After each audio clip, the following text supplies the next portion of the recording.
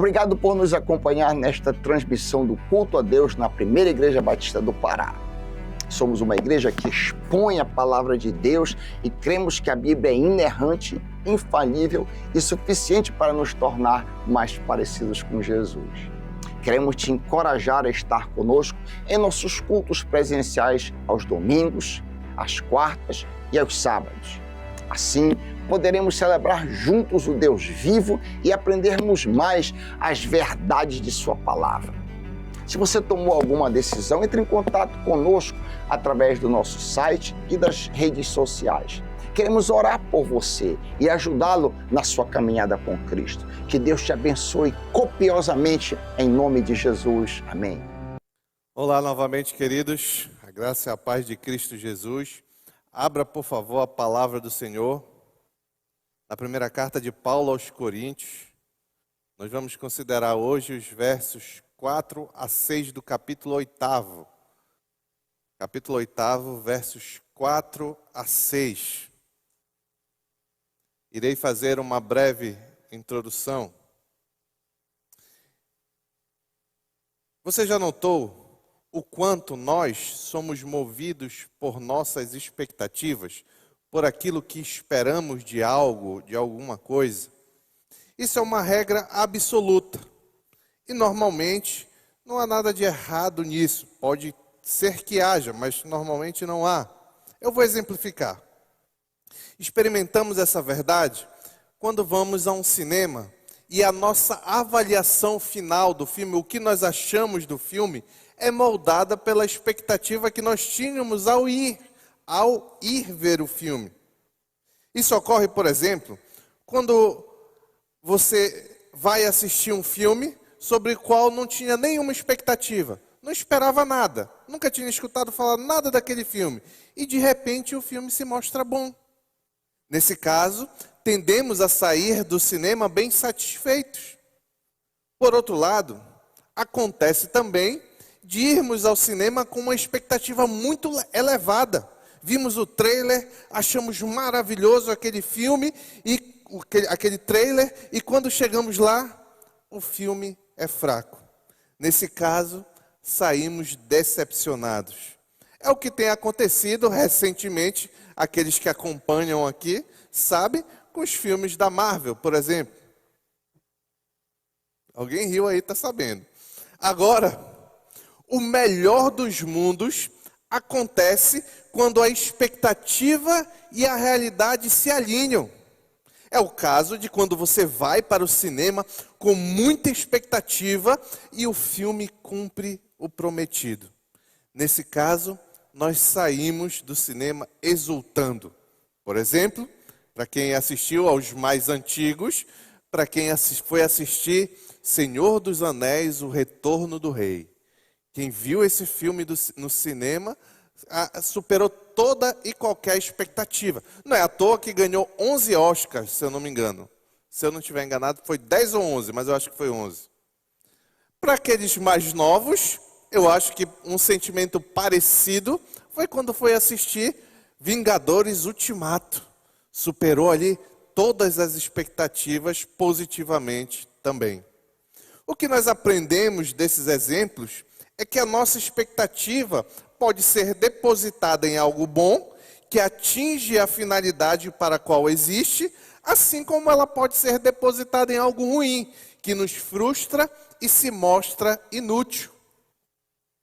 Hoje, vamos aprender com o apóstolo Paulo, que independente das nossas expectativas, os ídolos desse mundo frustrarão todos os que neles esperam, e que somente Deus é capaz de nunca nos decepcionar. Vou dizer novamente essa frase. Vamos aprender que, independente das nossas expectativas, os ídolos desse mundo frustrarão todos os que neles esperam. E que somente Deus é capaz de nunca nos decepcionar. Enfim, vamos ler o texto da palavra do Senhor, que está em 1 Coríntios, capítulo 8, versos 4 a 6. Portanto, Em relação ao alimento sacrificado aos ídolos, sabemos que o ídolo não significa nada no mundo e que só existe um Deus. Pois, mesmo que haja os chamados deuses, quer no céu, quer na terra, como de fato há muitos deuses e muitos senhores, para nós, porém, há um único Deus, o Pai, de quem vêm todas as coisas e para quem vivemos. E um só Senhor, Jesus Cristo, por meio de quem vieram todas as coisas e por meio de quem vivemos. Vamos orar. Pai, nos ensina o que Tu queres por meio dessa palavra, Senhor. E aplica essas verdades em nossos corações, apesar de mim. É o que eu te peço em nome de Jesus. Amém. O principal objetivo da primeira carta de Paulo aos Coríntios é que os seus destinatários vivessem uma vida de santidade. É o que ele escreve lá no 1 Coríntios capítulo 1, verso 2. E aí, Paulo começa, a partir de então, para atingir essa finalidade, Paulo trabalha nos 4 primeiros capítulos desta carta, enfrenta o principal problema, que era um comportamento crônico ali na igreja de Corinto, partidário. Havia grupos que se diziam melhores que os demais. Alguns grupos se ajuntavam em torno de líderes que admiravam, rogando para si supremacia teológica e espiritual, com consequente diminuição dos demais. Paulo confrontou fortemente essa postura, esclarecendo que o testemunho deles deveria ser de humildade e não de soberba, como lemos em 1 Coríntios capítulo 4, versos 6, C e 7. Assim, ninguém se orgulha a favor de um homem em detrimento de outro, pois quem torna você diferente de qualquer outra pessoa? Ou que você tem que não tenha recebido? E se o recebeu, por que se orgulha como se assim não fosse? Então, já no capítulo 6, Paulo, a partir do verso 12, depois de trabalhar diversos outros problemas naquela igreja, começa a enfrentar a imoralidade sexual. Nós acompanhamos isso aqui largamente. E no capítulo 7, ele responde um questionamento da igreja sobre como deveria ser a sexualidade dentro do casamento, além de aplicar o objetivo máximo, o comando máximo de glorificar a Deus com os nossos corpos em diversas áreas da vida relacional, casamentos, casados, solteiros, noivos, viúvos e etc. Então, no capítulo 8, no qual estamos, Paulo passa a responder outro questionamento vindo daquela igreja, sobre qual deveria ser a postura dos cristãos quanto aos alimentos, ou o resto dos animais dos animais que foram sacrificados aos ídolos pagãos. Na última mensagem, nos versos 1 a 3, vimos que Paulo começou a responder esta pergunta, lidando novamente com o coração orgulhoso dos irmãos ali na igreja de Corinto. Por isso que eu fiz questão de destacar esse contexto do capítulo 4. Paulo já tinha enfrentado esse problema e agora no capítulo 8, verso 1 a 3, como nós vimos na última mensagem em 1 Coríntios, Paulo novamente enfrenta este comportamento orgulhoso e esclarece que o conhecimento só produz frutos se enraizado no amor e não em orgulho divisionista. Qual era o problema ali? Era justamente a questão de nós devemos comer o resto dos animais sacrificados aos ídolos, só que ao lidar com esses problemas, alguns ali naquela igreja achavam que sabiam muito, que eram melhores que os demais, porque sabiam como lidar com esse problema. Estavam sendo guiados por esse tipo de conhecimento e sendo soberbos. Contra isso, Paulo vai dizer, olha, o conhecimento nada vale se não tiver enraizado no amor. Então ele trabalha primeiro o coração. Hoje, enfim, a partir do verso 4, Paulo vai começar a responder a pergunta em si. O verso 1 a 3 é uma resposta preliminar. Hoje ele vai começar a responder a pergunta em si sobre como os irmãos de Corinto deveriam lidar com a questão dos alimentos sacrificados aos ídolos pagãos. O primeiro ponto que eu quero destacar nesta noite, eu chamei de expectativas frustradas. Está lá no verso 4, que eu vou ler novamente. Portanto, em relação ao alimento sacrificado aos ídolos, sabemos que o ídolo nada significa no mundo e que só existe um Deus. Agora, Paulo enfrenta a questão central de todo o capítulo 8, o alimento sacrificado aos ídolos. Essa pergunta, naquele contexto, era muito pertinente, uma vez que muitos animais eram levados aos sacerdotes pagãos, mortos e oferecidos a esses deuses, e parte desses animais eram queimadas no altar, outras partes eram dadas normalmente aos sacerdotes, e o resto era devolvido à família que entregou aquela oferta. Isso era tão comum a ponto de que essas famílias se reuniam depois com aquele resto de alimento, e isso se tornou um acontecimento cultural. Eles se reuniam para cozinhar aqueles alimentos e chamavam amigos, parentes. Entre estes, claro, chegavam a chamar cristãos. Lembrem, a igreja em Corinto cresceu como um boom, rapidamente se espalhou, como nós já vimos aqui. E aí, vários ali cristãos se viam diante de convites como esse. Olha, nós entregamos uma ovelha, não sei se é ovelha que eles fazem, mas vamos lá. Nós entregamos uma ovelha lá no templo do deus Tutankhamon, lá, do Egito, templo do deus qualquer um lá. E aí, sobrou aqui uma parte bacana, vamos assar, vamos fazer um churrasco. Você quer vir aqui conosco? E aí, aqueles irmãos estavam em dúvida que tipo de comportamento eles teriam que ter diante dessa realidade.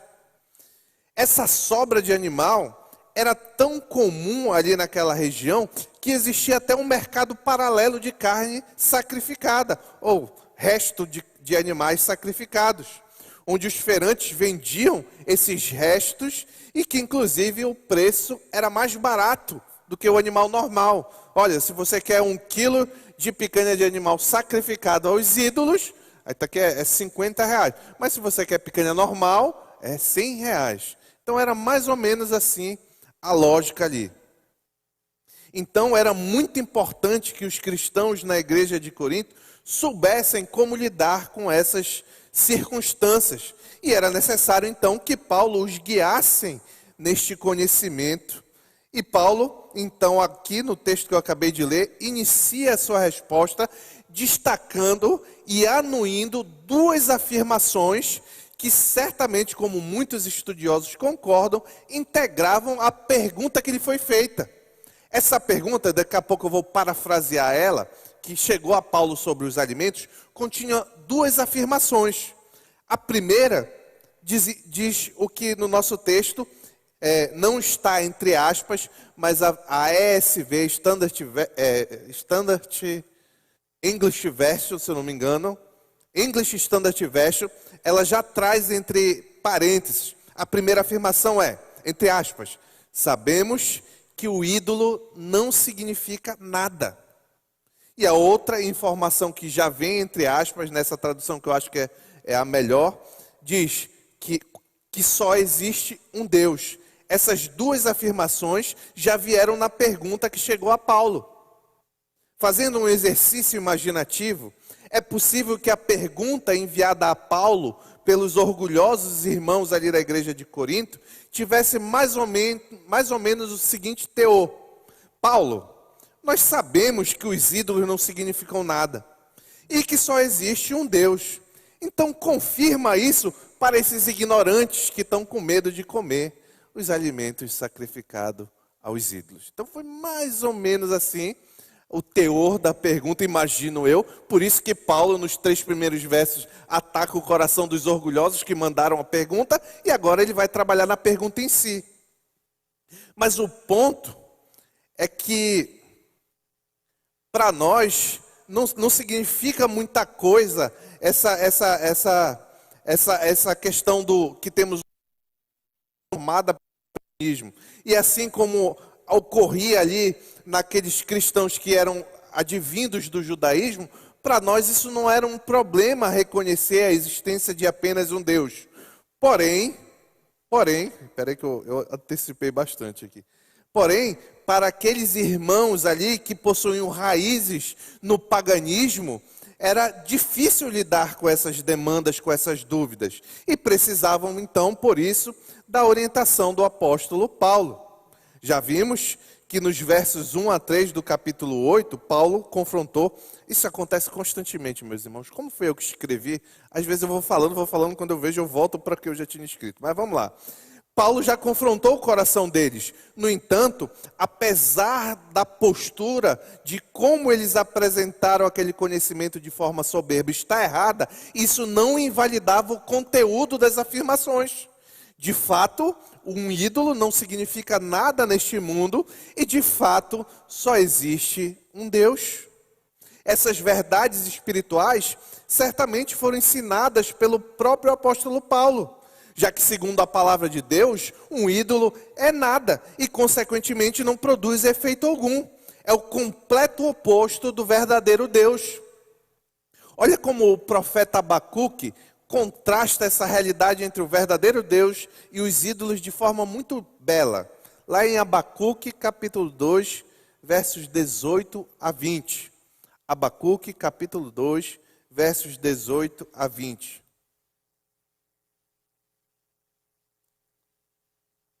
Diz assim o profeta: de que vale uma imagem feita por um escultor ou um ídolo de metal que ensina mentiras? Pois aquele que faz confia em sua própria criação, fazendo ídolos incapazes de falar. Aí daquele que diz a madeira, o ídolo de madeira, desperte, ou a pedra sem vida acorde, poderá o ídolo dar alguma orientação? Está coberto de ouro, de prata, mas não respira. Em outras palavras, não faz nada. Aí no verso 20, Abacuque apresenta o contraste. O Senhor, porém, está no seu santo templo. Diante dele fica em silêncio toda a terra. Por que fica em silêncio toda a terra? Porque enquanto os ídolos são incapazes de falar, Deus fala e resta a humanidade ouvir em silêncio. Então aqui ele está mostrando um contraste entre a morte e a inutilidade dos ídolos e a utilidade, o poder, a autoridade daquele que fala, e nós devemos escutar em silêncio. E como aqueles irmãos ali em Corinto sabiam, também, além de que os ídolos são inúteis, só existe um Deus. Esse ensino é um ensino importante do credo hebraico, do credo como que está registrado em Deuteronômio capítulo 6, verso 4, um texto conhecido dos irmãos. Ouça, ó Israel, o Senhor, o nosso Deus é o único Senhor. Com isso, acertadamente os coríntios confessaram a sua crença monoteísta de que só existe um Deus.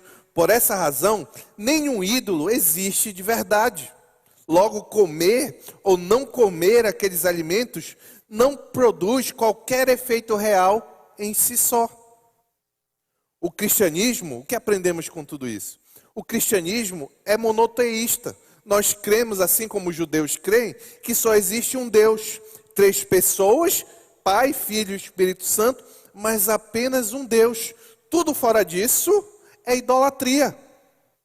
Pois, como eu disse no início do culto, todos os deuses das nações não passam de ídolos, mas o Senhor fez os céus, ou, consequentemente, o Senhor é Deus. O problema da idolatria, meu querido e minha querida, está justamente na relação com a expectativa. O idólatra espera que seu ídolo lhe socorra no tempo da necessidade, que lhe traga salvação, que lhe traga paz, mas um ídolo não é capaz de produzir essas coisas. A maior incoerência daquele que adora outra coisa senão o verdadeiro Deus é que essa idolatria é inútil. Um ídolo é morto e não produz nada de valor espiritual, nada que pode trazer você significado, nada que pode trazer a você razão de viver, nada que pode trazer paz para mim e para você. Só que quando nós ouvimos essas palavras, podemos incorrer no risco de achar que ídolos é só quando você vai no Círio de Nazaré e adora aquela imagem, não sei, eu acho que é de madeira, de gesso, não sei. Então, podemos nos enganar, aquilo é idolatria. Mas não apenas aquilo é idolatria. Cuidado com os ídolos muito comuns e muito mais perigosos do nosso tempo. Quer ver um que o próprio Senhor Jesus ensinou? O dinheiro. Se aquilo que habita o teu coração em primeiro lugar, no acordar, no dormir, no levantar, no pensamento, no que você faz ou deixa de fazer é o dinheiro, então ele é o seu ídolo. Cuidado com a egolatria, a idolatria do eu. Se todas as decisões que você toma têm por base você querer fazer aquilo que você acha que é melhor para você, muito cuidado. Muito cuidado com isso. Se quem ama a Deus busca fazer, mesmo que às vezes não consiga, a vontade do seu Deus. Agora, se você busca fazer sempre o que você quer, fazer sempre prevalecer a sua opinião, se você não está disposto a ceder, quer sempre que a sua vontade seja aderida por todos, então você é o seu próprio Deus. Sabe qual é o problema de nós sermos os nossos próprios deuses? É que nós vamos um dia nos frustrar consigo mesmos.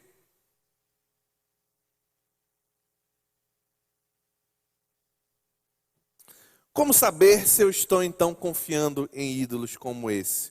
É simples. O que mais ocupa a tua mente? O que mais sequestra o teu coração?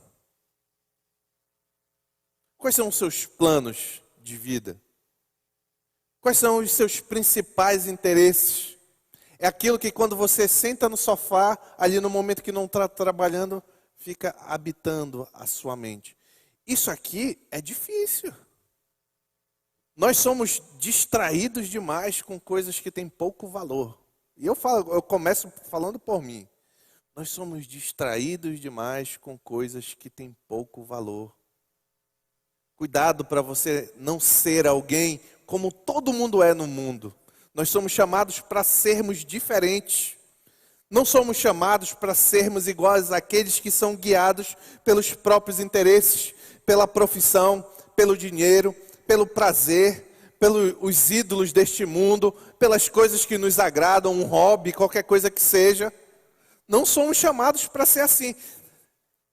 Existe lugar para alguma dessas coisas, aquilo que não é pecaminoso. Não é pecado você ter um hobby, você gostar de ter alguma prática, de pensar na sua vida profissional, ninguém vive fora do mundo, todo mundo em alguma medida tem que lidar com dinheiro, mas muito cuidado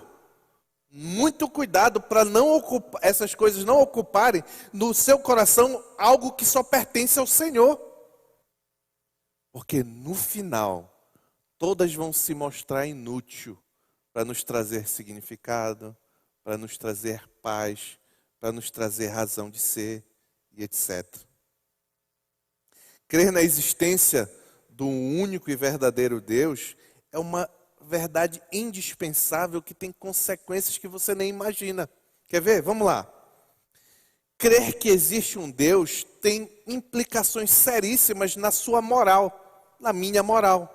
Se eu não creio que existe um Deus, quem vai dizer que a ação A, B ou C é certa ou errada? É muito difícil chegar a essa conclusão.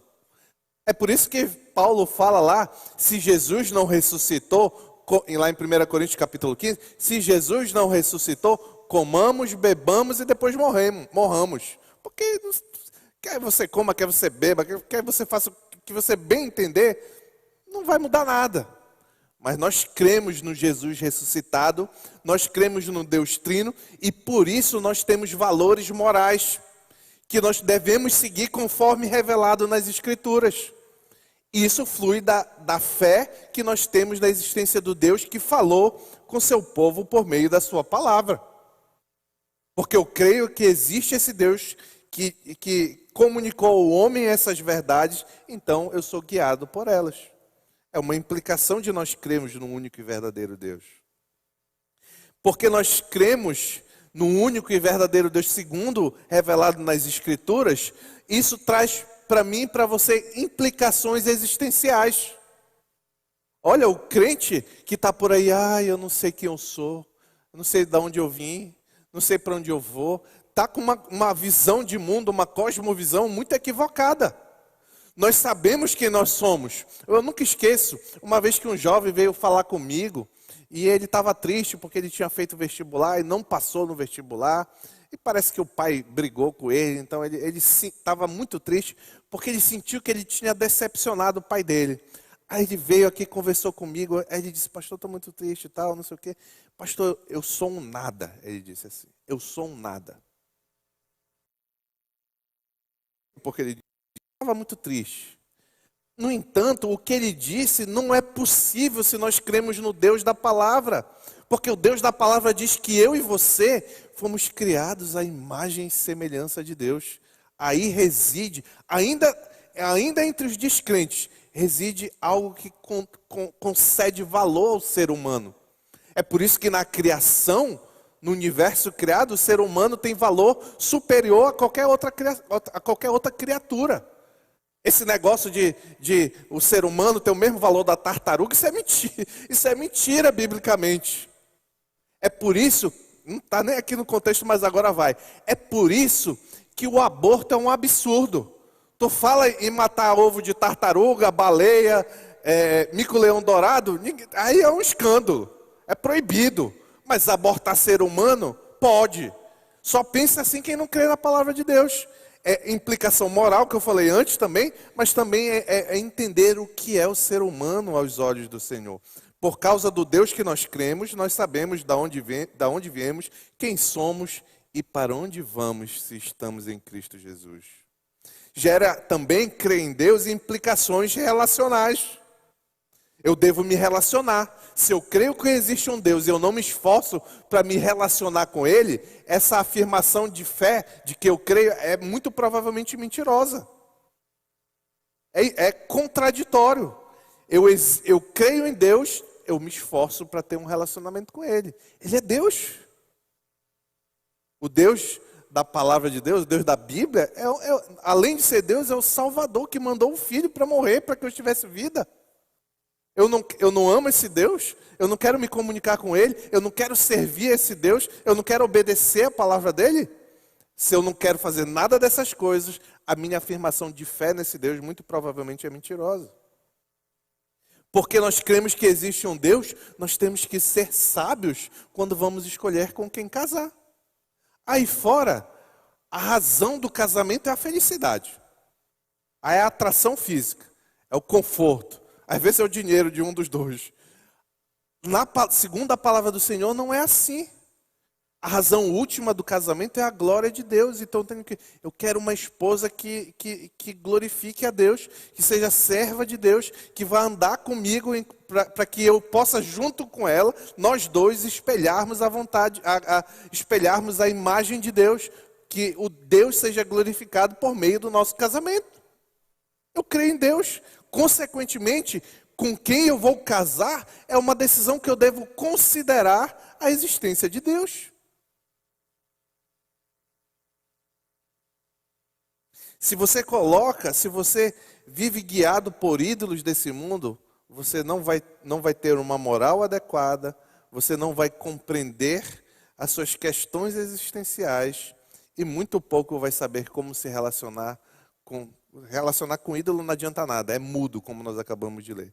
E muito menos como escolher uma esposa, um amigo, é muito difícil. Ainda bem que existe o segundo ponto e não termina aí no primeiro. Expectativas, segundo ponto, expectativas superadas. Nós vimos no primeiro que expectativas são frustradas quando nós depositamos em ídolos. Mas agora vamos ver quando as expectativas são superadas. 1 Coríntios capítulo 8, versos 5 a 6. Pois, mesmo que haja os chamados deuses, quer no céu, quer na terra, como de fato há muitos, entre aspas, deuses e muitos senhores, isso aqui eu estou lendo na NVI, tá bom?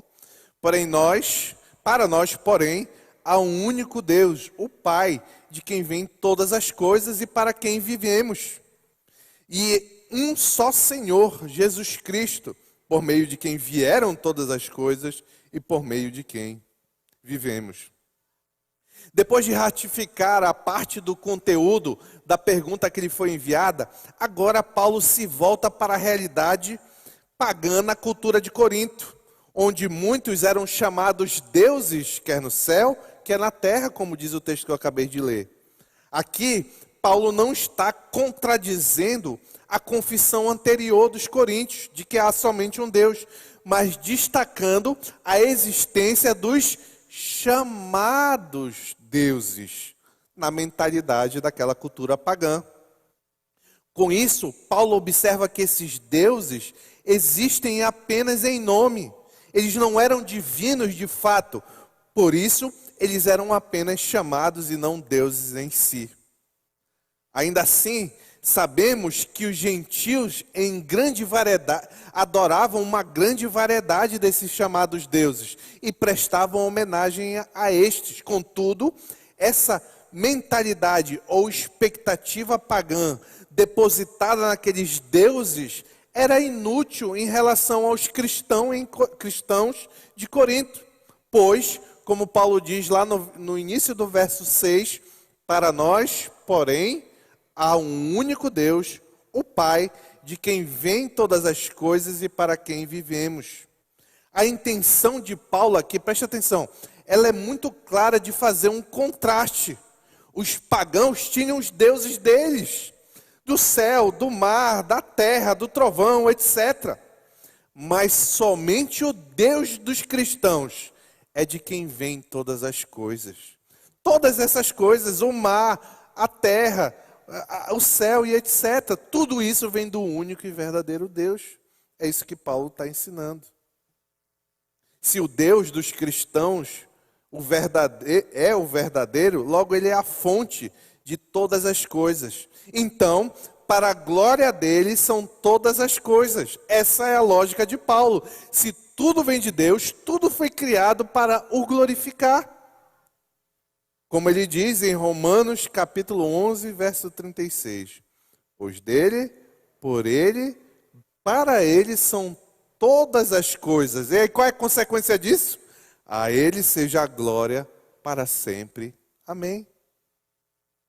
Por isso que, especialmente os filhos de Deus, os cristãos, deveriam viver para a glória de Deus, pois esse único e verdadeiro Deus era, como diz aí no nosso texto, o Pai deles. O Deus Pai. A Bíblia atribui a condição de filhos de Deus apenas para aqueles que creem e confiam na pessoa e obra de Jesus Cristo como Senhor e Salvador, conforme revelado nas Escrituras. Se você não crê em Jesus Cristo, se você não crer na obra do Senhor Jesus Cristo, se você não crer no Cristo revelado na Bíblia Sagrada, sinto muito lhe dizer que você não é filho de Deus.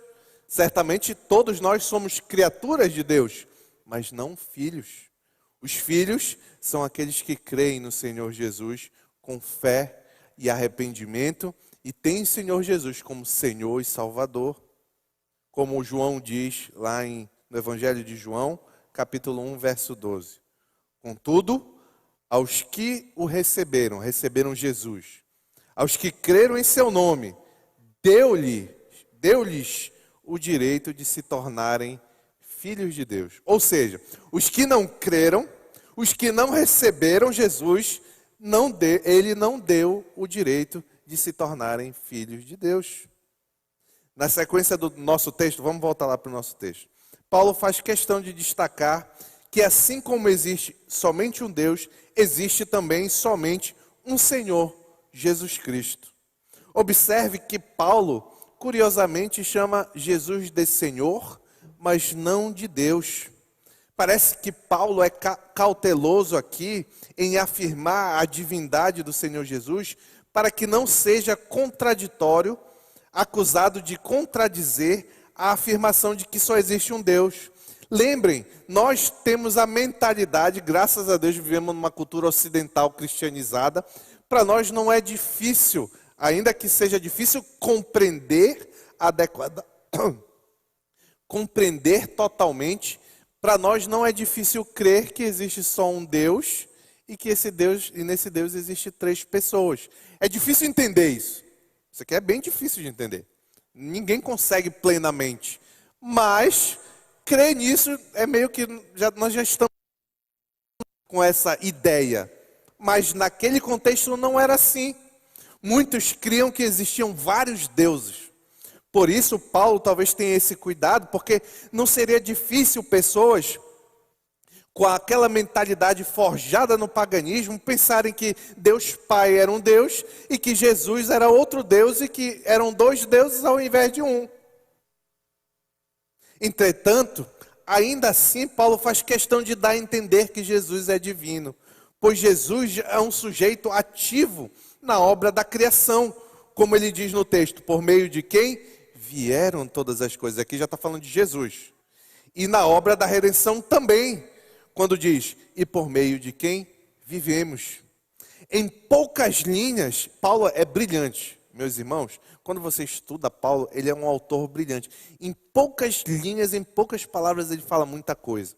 Em poucas linhas, Paulo reafirma o ensino bíblico quanto a Deus, a existência de um único e verdadeiro Deus, da divindade de Jesus, ainda que ele tenha sido cauteloso na forma de expor isso, sobre a criação, que é a criação de Deus Pai, por intermédio de Cristo Jesus, e sobre a salvação, porque aqueles que têm Jesus como Senhor são aqueles que vivem, por meio de quem vivemos, diz o texto.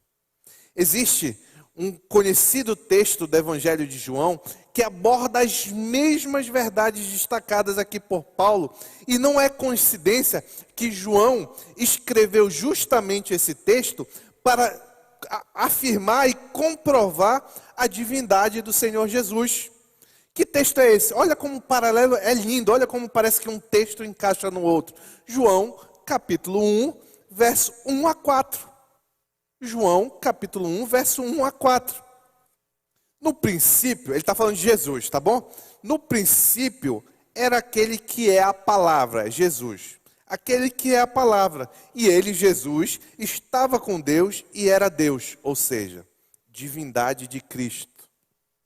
Ele estava com Deus no princípio, e todas as coisas foram feitas por intermédio dele.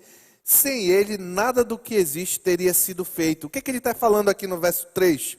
O papel de Jesus na criação de todas as coisas.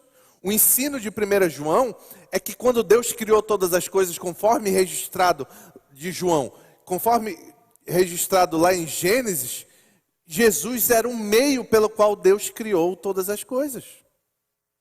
E aí, ele vai falar no verso 4 de redenção. Nele estava a vida, e esta, a vida de Cristo, era a luz dos homens. É o papel de Jesus que traz vida para aquele que outrora estava morto. É lindo como Paulo, em uma linha, uma sentença, uma linha não, mas uma sentença, ele apresenta todas essas verdades. A existência de Deus, Cristo como Senhor, para não confundir a cabeça dos corintianos ali, mas também apresenta a divindade de Cristo que participou da criação e por ele, por meio de Cristo, por meio da luz dos homens, que estava a vida, eles viviam também. Com tudo isso, note a lógica de Paulo, sob a ótica das expectativas. Como já vimos, se depositamos nossas expectativas nos ídolos desse mundo, certamente seremos frustrados, pois esses não produzem nada de verdade. Os ídolos não criaram nada, não criam nada e nem salvam ninguém. Já o único e verdadeiro Deus, por meio de Jesus, criou tudo que existe e concede vida para todos aqueles que creem nele. Porque Deus amou o mundo de tal maneira que mandou seu Filho unigênito, para que todo aquele que nele crê não pereça, mas tenha a vida eterna. Consequentemente, aquele que não crê vai perecer e não tem vida eterna.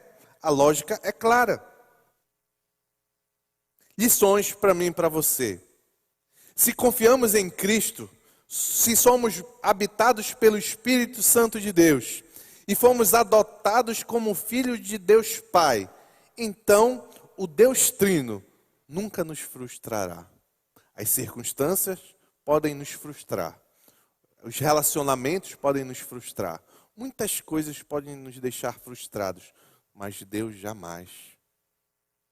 Eu não quero dizer com isso que nós não sofreremos, mas sim que mesmo no sofrimento, todas as coisas cooperarão para o nosso bem. Romanos 8:28. Por isso, não seremos frustrados. Vamos aprender a ser como Jesus nas perdas, nas enfermidades, nas dificuldades materiais, nas quedas e etc. Não seremos frustrados também porque Jesus está conosco todos os dias, até o fim dos tempos. Mateus 28:20. Não passaremos pelas lutas deste mundo, pelas dificuldades sozinhos. Passaremos sim por muitas lutas e muitas dificuldades. Muitos vão experimentar luto, muitos vão experimentar enfermidades, muitos vão experimentar desemprego, muitos vão experimentar frustrações profissionais. Isso é comum, vai acontecer comigo ou com você, mais cedo ou mais tarde. Mas no meio de todas essas coisas nós sabemos que não estamos sozinhos, que Jesus é conosco. Podemos orar, podemos confiar na solução que Ele trará para o problema, apesar das nossas expectativas, daquilo que nós queremos que aconteça. Não andaremos frustrados se cremos no verdadeiro Deus, nem perdidos sobre como viver neste mundo, porque o Espírito Santo nos convencerá do pecado, da justiça e do juízo. João 16:8. Com isso, seremos guiados pelo Espírito Santo, que habita no crente a fazer a coisa certa, a evitar o mal, a nos arrepender dos nossos pecados, a lutar contra os nossos pecados. E quando é muito difícil, podemos nos aproximar de Deus, do trono de misericórdia que Ele concede graça a todos que precisa. Porque temos um sacerdote, como diz o autor de Hebreus, Jesus Cristo, que entende as nossas dificuldades. Por todas essas que são estou apenas exemplificando, por todos esses exemplos, nós não seremos frustrados se cremos no único e verdadeiro Deus. Não seremos frustrados porque também experimentaremos, especialmente nos momentos mais difíceis, a paz de Deus, que excede todo entendimento. Filipenses 4:7. Meu irmão, minha irmã, é muito comum às vezes eu atender pessoas que estão desesperadas. Estão desesperadas. É muito comum. Desesperadas no sentido literal da palavra. Não tem esperança. Não é que está se descabelando. Não, é que não tem esperança. É que olha para o futuro e não vê perspectiva de melhora. Que as coisas vão de mal a pior, aí está deprimido, está ansioso. Meus irmãos, é difícil passar por esse mundo se você não tem a sua esperança, a sua expectativa firmada no Senhor. Porque quando nós temos a expectativa do que vem pela nossa frente firmadas na fé no Senhor, então nós passamos, ainda que passamos pela luta, como diz uma música aí, que eu não sei nem se é toda boa, vou citar apenas uma parte. O Arnold adora essa música. Passamos pela luta dando glória a Deus. Passamos pela luta dando glória a Deus. Porque assim, olha, tudo que eu falo aqui é um desafio. Se não é para você, para mim é. Se não é para você, para mim é. Não é fácil fazer essas coisas. Mas nós que cremos no único e verdadeiro Deus, somos chamados por Deus a fazer essas coisas e somos capacitados por Deus para fazer essas coisas. Para depositar diante das terríveis dificuldades deste mundo caído a nossa expectativa no Senhor. E nós não seremos frustrados por todas essas razões que eu acabei de dizer. Como o profeta Abacuque escreveu, de que adianta depositar nossas expectativas nos ídolos deste mundo, tais quais dinheiro, saúde, beleza, fama, etc. Tudo isso é inútil e não produz valor eterno. Mas, como Jesus ensinou, pois de que adianta o homem ganhar o mundo inteiro e no final perder a sua alma? Isso é uma expectativa frustrada. Por outro lado, Salmo 125, 1 e 2 mostra qual deve ser a consequência para aqueles que creem e confiam no único e verdadeiro Deus. Os que confiam no Senhor são como o monte Sião. Não se pode abalar, mas permanece para sempre. Como os montes cercam Jerusalém, assim o Senhor protege o seu povo, desde agora e para sempre. A expectativa é superada. Ele protege o seu povo, mesmo no meio das lutas, desde agora e para sempre. Em nome de Jesus. Amém.